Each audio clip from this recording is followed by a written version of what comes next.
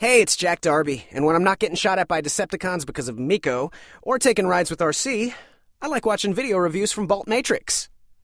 Hey folks, today we are taking a look at the first Transformers figure I ever made a video review of, and that is Transformers Cybertron Deluxe Class Unicron. Now this figure was originally released in 2006, and that is when I first started doing reviews.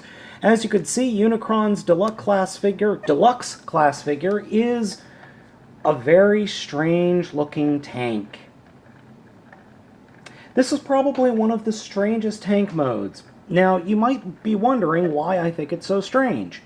Well, it's just an odd-looking tank, though it does share some similarities with Voyager-class Megatron from Revenge of the Fallen. That also was a very strange tank mode, but it was also somewhat similar. It was a tank underneath the shell.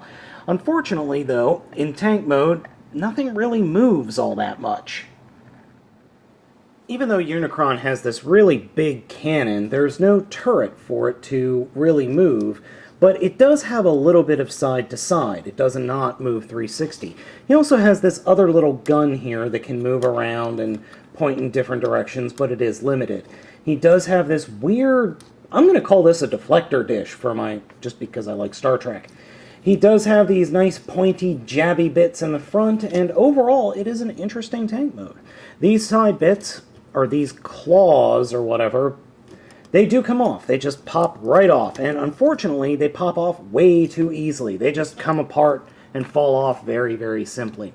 Now, he is like a lot of the Cybertron figures, and he's got a Cyber Planet keyhole in the back. Unfortunately, I can't find my Cyber Planet key for him, but I do have something that will activate the gimmick nonetheless. So, there we go. He has this giant Unicron planet busting cannon.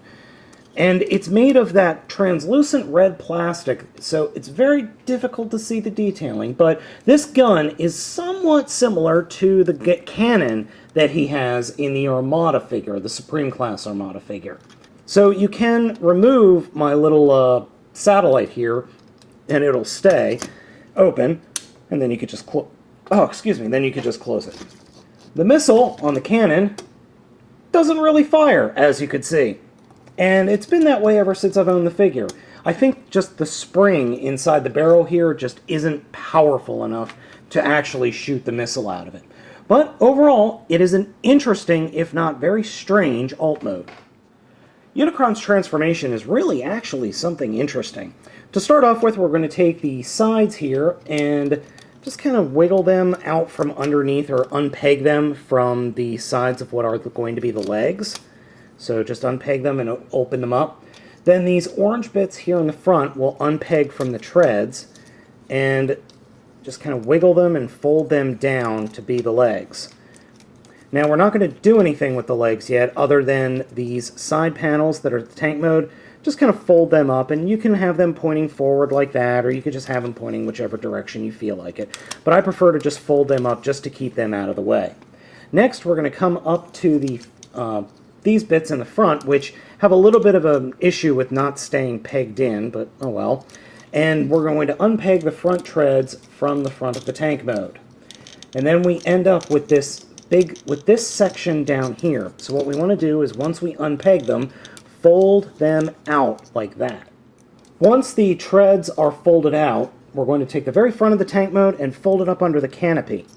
And then reach up and unpeg the hips from underneath the tank and just fold them down and out. Pull them away from the wheels and then push them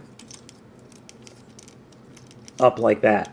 Then when we do that, then we can fold the arm section all the way up along the peg and then collapse the legs up into the body.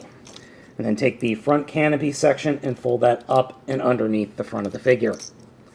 And now we could start fiddling and just finishing off the transformation. Turn the legs around so that the proper part of the crotch is facing forward. Take the feet and or the legs and put them forward. Take the pointy feet and fold out the heels. Do that on the other side really quickly, and stand the figure up. Next, for the arms, we will take the sections that are the treads and fold them up until they snap into the body. And then fold the arms down. Then the pointer bits, fold them all the way down away from the arm to flip out the fists.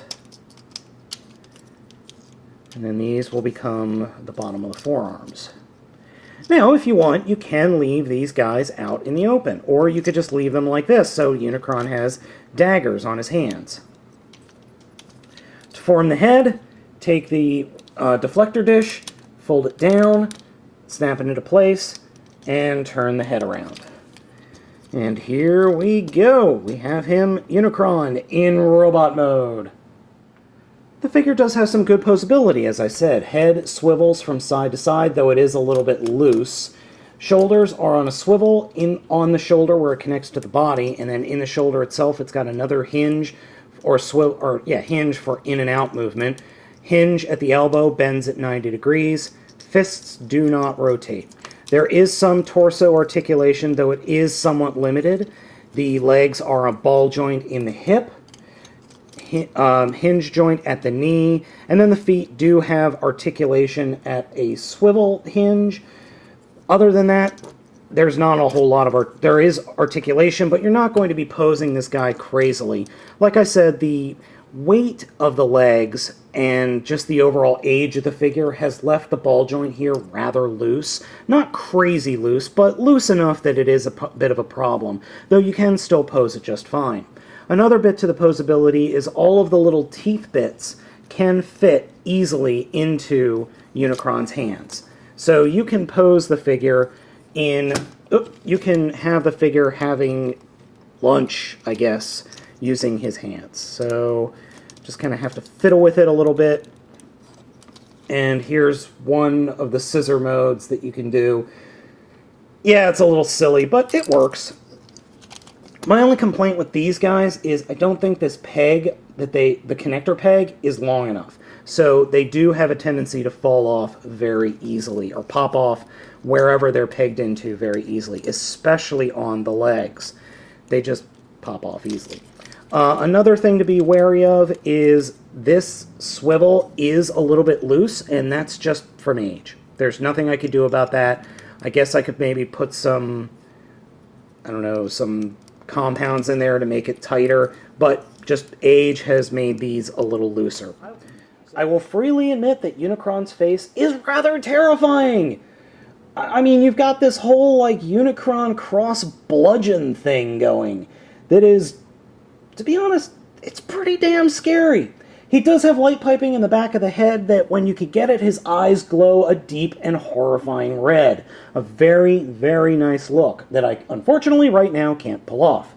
I don't know what scares me more, the fact that he has these teeth and skulls, or that he has this evil robot double chin going. I know it's supposed to be a goatee, but it looks like a double chin. Ugh. Overall, Deluxe Class Unicron is a supremely interesting figure. Is it perfect? Not really. Does it hold together well? Sort of. But it's definitely an interesting figure, and if you can't get the Supreme Class Unicron, this is a good next step. I would recommend finding this guy somewhere if you can find him complete.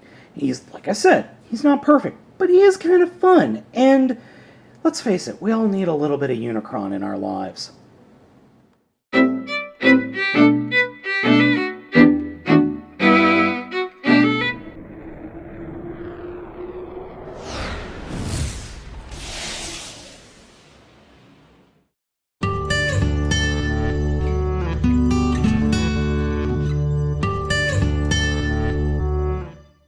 Fold them out like that. I am Unicron. Fear me. You know, you're not nearly as imposing as I thought you'd be. I mean, you're like half my size.